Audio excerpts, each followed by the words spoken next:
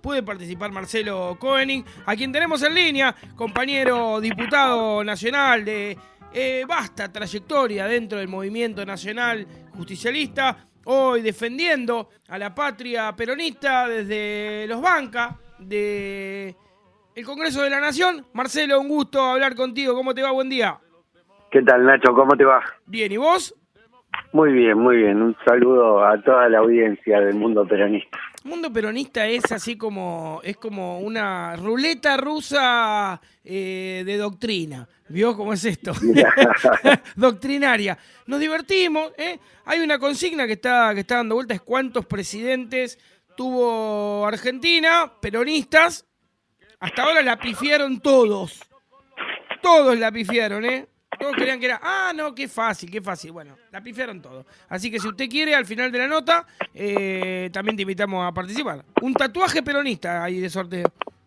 Mirá, yo soy de aquellos que cree que no hay que hacerse tatuajes peronistas, porque como yo vengo de otra época, de la época de la resistencia, yo siempre le digo a mis propios compañeros, ¿cómo se van a hacer un tatuaje peronista? Porque es como tirarse arriba de un patrullero, pero quizás, ojalá nunca más tengamos que sufrir esas épocas duras como en los 90, en donde si uno tenía una estrella federal, ¿qué le decía al cara? No, yo estoy paseando por acá, es una florcita que me tatué en el hombro.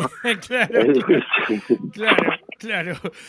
Bueno, no está muy contento con lo que acabas de decir. Nuestro operador, que tiene a Perón, a Néstor, un tacho de pintura porque pinta paredones. No, este está hasta las manos. No, es algo que vos sabés que yo lo he pensado también alguna vez, quedás repegado. Totalmente. Digo, yo entiendo que eso es producto también de una época, ¿no? No son más allá del tema de los tatuajes en sí, digamos, ahí hubo una época de alguna manera muchos de los que usan esos tatuajes son hijos de Néstor y Cristina, pero no son siempre así los tiempos. Ojalá que sí lo fuera, ¿no? Ojalá que, digamos, también nosotros en los 80 y en los 90 tomábamos cuestiones de seguridad y de pensar algunas cosas para contarte un tic, por ejemplo, sentarnos siempre cuando íbamos a un café mirando la puerta de entrada. Exactamente. Esos tic que son tic de los 70, ¿no? La verdad es que gracias a Dios en los 80 no tuvimos que sufrir las cosas que sufrieron los compañeros y las compañías en los 70. Pero bueno, ojalá que sea una especie de evolución y que la Argentina resuelva sus contradicciones de una manera no represiva, y eso estaría piola, ¿no? Sí, que tengamos una derecha que encuentre otra manera de resolver la resolución. Pero, viste, digamos, el que se quemó con leche ve una vaca y llora. Entonces, no, totalmente. Y hablando un poco de eso, que tiene que ver quizá un poco con lo que decías de cuando venís siempre, que tenemos un entrevistado, un compañero peronista al teléfono tomándose un rato para charlar con nosotros, le preguntamos un poco sobre sus inicios. ¿Dónde arrancaste a militar? ¿De dónde arrancaste a militar y qué estás haciendo hoy en la militancia, no como diputado, eh? Mira, ¿dónde arranqué a militar? Yo empecé con el tema de la cuestión de Malvinas, ¿no? Yo estudiaba en un colegio alemán durante la dictadura, así que imagínate los niveles de represión que tenían ahí. Cuando te rateaba te decían por qué puerta te habías ido y en qué estación había estado fumando, ¿no? Sin duda.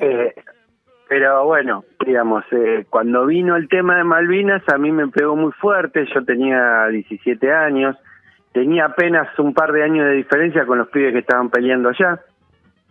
Claro. Y la verdad es que a mí eso me conmovió. Me iba todos los días, salía del colegio en Villa Ballester y me iba todos los días ahí a Palermo, donde ahora hay un shopping, ¿no? Pero digamos en ese momento había antes era Palermo, ¿de cuál de todos los Palermo? No, ahí pegado a la estación de 3 de febrero, que había ahora hay creo que un Easy o un Jumbo, no sé, un mega shopping, y en ese momento había un lugar en donde se hacían los paquetes que iban para ir teóricamente para los soldados de Malvinas. Entonces yo me iba todos los días después del colegio, y ahí empecé a partir de la causa de Malvinas, a acercarme a aquellos que reivindicaban Malvinas, porque cuando terminó la guerra hubo un proceso de desmalvinización que empezó durante los últimos meses de la dictadura y que siguió durante el alfonsinismo.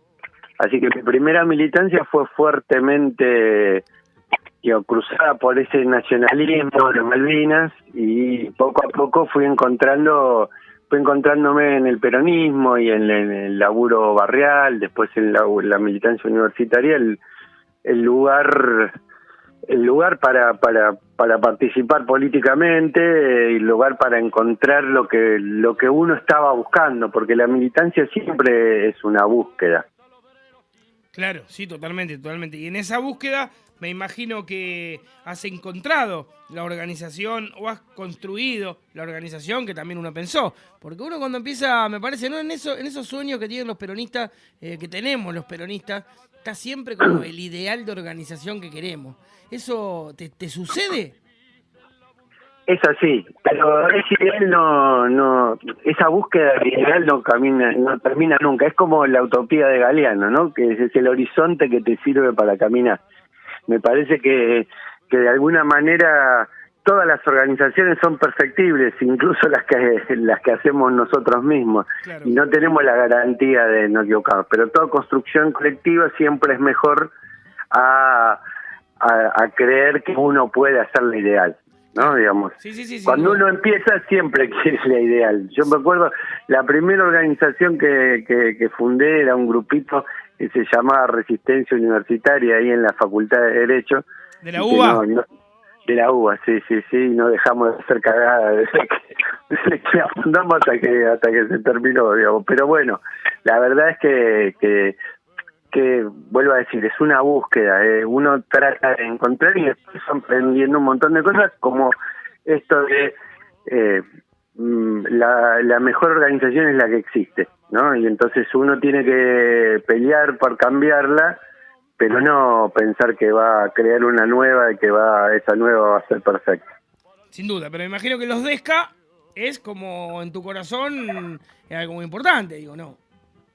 Seguramente, ¿no? Hace más de 10 años ya que tomamos la decisión de crear Descamisados, y en estos 10 años la verdad es que pasaron muchas cosas, ¿no? Una es poder construir una organización nacional que está en todas las provincias, poder tener representación institucional, poder tener lugares en su momento en el Ejecutivo, una serie de cosas en las que pudimos romper determinados techos, pero sobre todo el tema de la construcción política y de ser una organización mayoritariamente de cuadros juveniles, donde muchos de nosotros ya nos pasamos largamente de esa juvenil, hacer algunos aportes, pero la mayoría son pibes y pibas que como decimos nosotros, se ponen la patria al hombro. Sí, sin duda, solo siempre que hablamos, los que militamos en el peronismo, es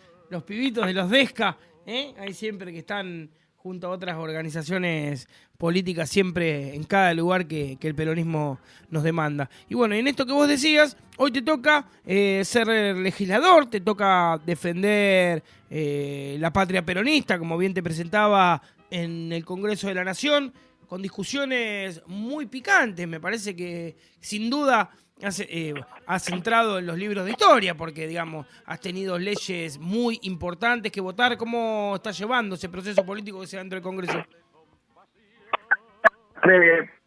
Para mí es una experiencia nueva, yo no tenía experiencia legislativa, y aparte es una experiencia hecha en un momento muy particular, ¿no? Yo juré el 19 de diciembre del 19, y un par de meses después el Congreso estaba cerrado por la pandemia, así que claro. Nada, hoy lleva, seguimos jurando, pero la virtualidad no es lo mismo que la presencialidad en muchos aspectos, pero me parece que en todo caso Hay algunas cuestiones que tienen que ver con una desmistificación. Por ejemplo, en el Congreso no hay debate, ¿no? Que cada uno, de cada una de las bancadas es su discurso y no le importa lo que dice el otro, y eso es una desmitificación, ¿no? Digamos, por lo menos de lo que yo creía Sí, que iba a haber. ya llegan sabiendo que van a votar, digo, ¿no? No hay un debate genuino, decir. Tal cual, tal cual. Nadie va a esperar que el otro le cambie el sentido del voto, ¿no? Digamos, esto es más bien así. Y además un nivel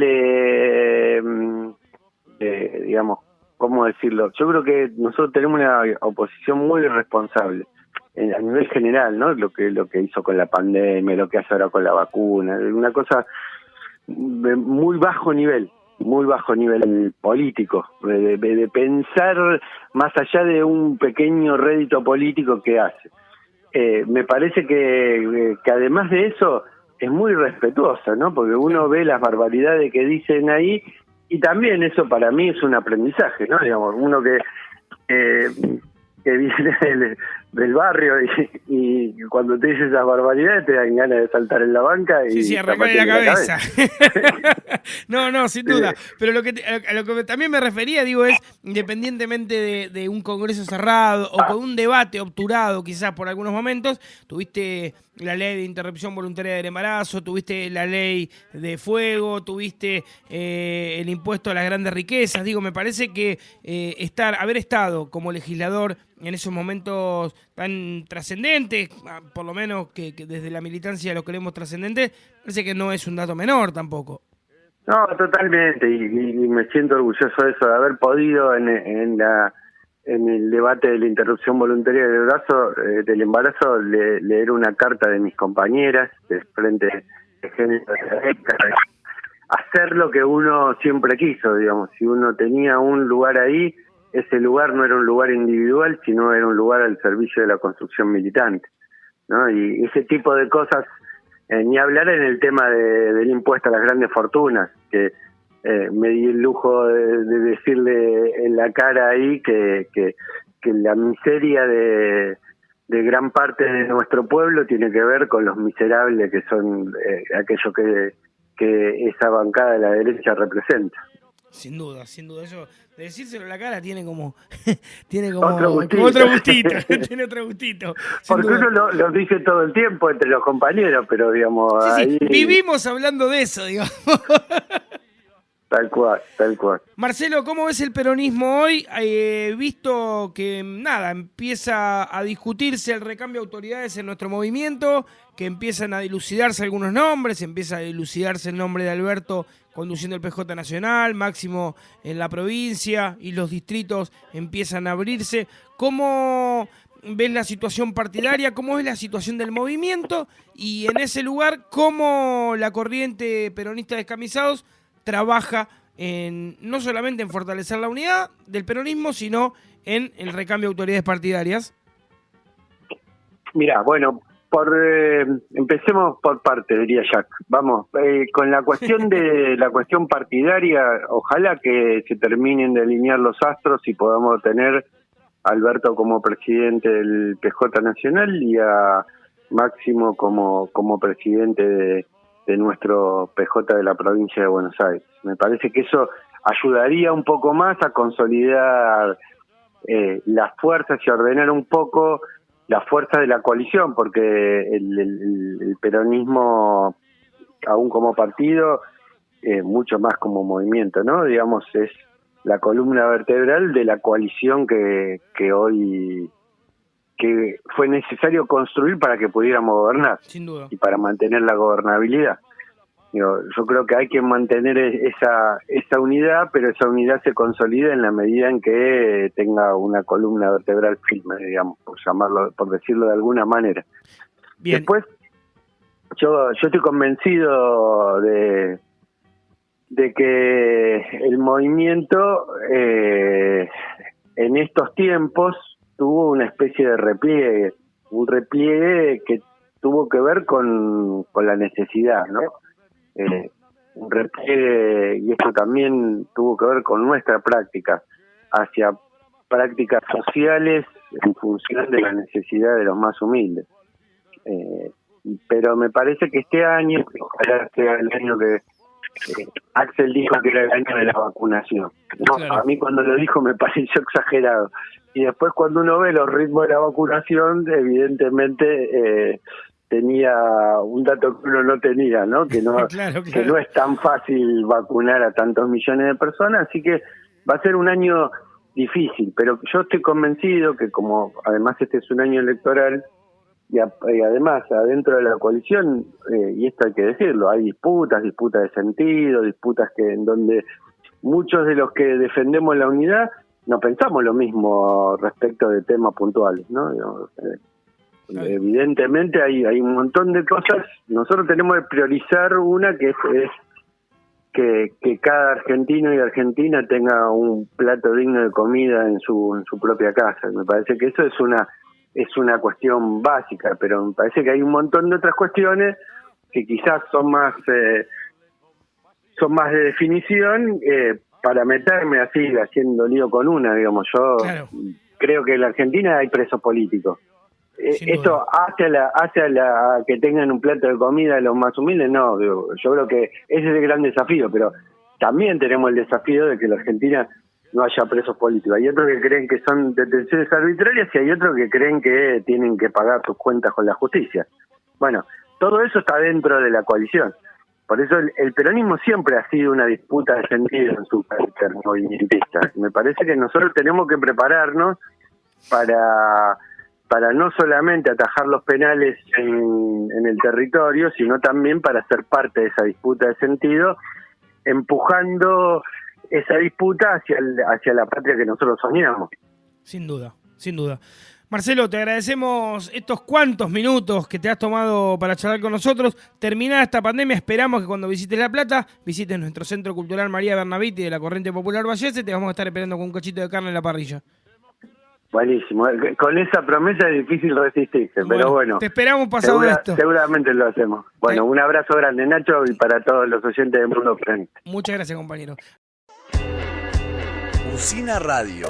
El sonido que sacude a esta ciudad cuadrada.